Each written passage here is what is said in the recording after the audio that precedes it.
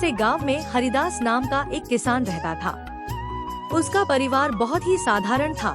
पत्नी गोमती, एक बेटा अर्जुन और एक छोटी बेटी सीता। हरिदास के पास कुछ एकड़ जमीन थी, जिससे वह मुश्किल से अपने परिवार का गुजारा करता था। वह बहुत परिश्रमी और ईमानदार था। उसकी ईमानदारी की मिसाल पूरे गांव में दी जाती थी। हरिदास रोज सुबह सूरज उगने से पहले खेत में काम करने चला जाता और देर शाम तक खेतों में पसीना बहाता। बारिश हो या धूप, वह कभी अपने काम से पीछे नहीं हटता था। उसका एक ही सिद्धांत था, ईमानदारी से कमाया गया 1 रुपया बेईमानी से कमाए गए 100 रुपयों से बेहतर है। गांव में एक बड़ा जमींदार भी रहता था, रघुनाथ सिंह। उसके पास बहुत सारी जमीनें थी और वह अक्सर गरीब किसानों को कर्ज देकर उनका फायदा उठाता था। एक बार गांव में सूखा पड़ गया। बारिश नहीं होने के कारण फसलें पूरी तरह बर्बाद हो गईं। बहुत से किसानों को अपना गुजारा चलाना मुश्किल हो गया। हरिदास की हालत भी खराब हो गई। भूख और तंगी के कारण हरिदास को मजबूरी में रघुनाथ सिंह से कर्ज लेना पड़ा।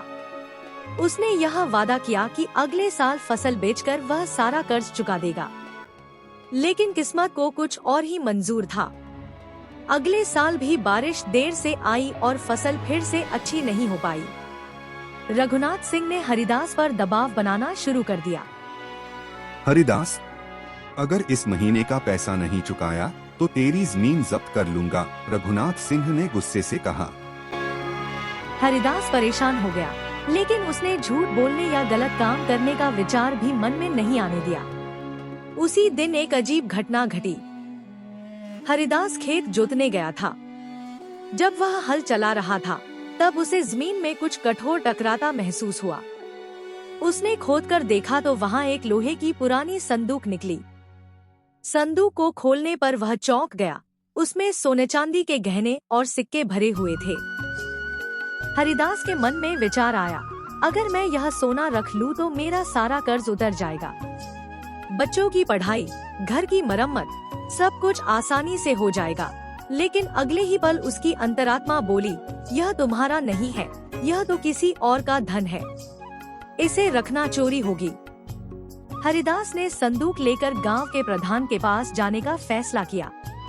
वह सीधे पंचायत में गया और सबको वह संदूक दिखाया। उसने बताया कि उसे यह खेत की जमीन में मिला और वह नहीं जानता कि यह किसका है। गांव के बुजुर्गों ने विचार किया और निष्कर्ष निकाला कि यह खजाना शायद किसी राजा या पुराने जमींदार का हो सकता है, जो वर्षों पहले यहाँ से गुजरे थे। उन्होंने फैसला किया कि यह धन सरकारी कोष में जमा कर दिया जाए और हरिदास की ईमानदारी की सूचना जिला अधिकारी को दी जाए। कुछ ही दिनों में यह खबर पूरे जिले में फैल गई। जिला कलेक्टर खुद गांव आया और हरिदास से मिला। उसने हरिदास की ईमानदारी की सराहना की और कहा, तुमने जो किया वह आज के समय में दुर्लभ है। हम तुम्हें पुरस्कार देना चाहते हैं। हरिदास ने विनम्रता से उत्तर दिया, मैंने सिर्फ अपना कर्तव्य निभाया है। यह धन मेरा नहीं था, इसलिए उसे रखना पाप होता। कलेक्टर ने उसकी जमीन का सारा कर्ज माफ करवा दिया। साथ ही सरकार ने उसे ईमानदार नागरिक पुरस्कार दिया और खेती के लिए नई तकनीकों और बीजों की व्यवस्था भी करवाई। रघुनाथ सिंह को यह देखकर बहुत शर्म आई। उसे एहसास हुआ कि वह किसानों का शोषण कर रहा है और उसने सार्वजनिक रूप से माफी मांगी।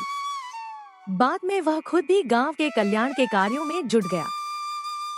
हरिदास की ईमानदारी और आत्मसम्मान की कहानी गांव-गांव में फैल गई। बच्चे उसे आदर्श मानने लगे और बड़े भी उससे प्रेरणा लेने लगे।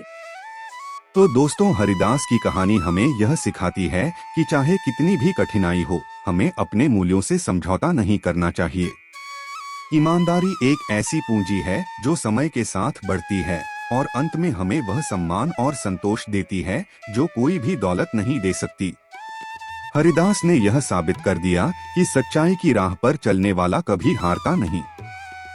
तो दोस्तों, कैसी लगी हमारी कहानी कमेंट बॉक्स में बताना ना भूले। अच्छी लगी हो तो लाइक करें, शेयर करें, और जाते जाते हमारे चैनल को सब्सक्राइब करना न भूले। धन्यवाद।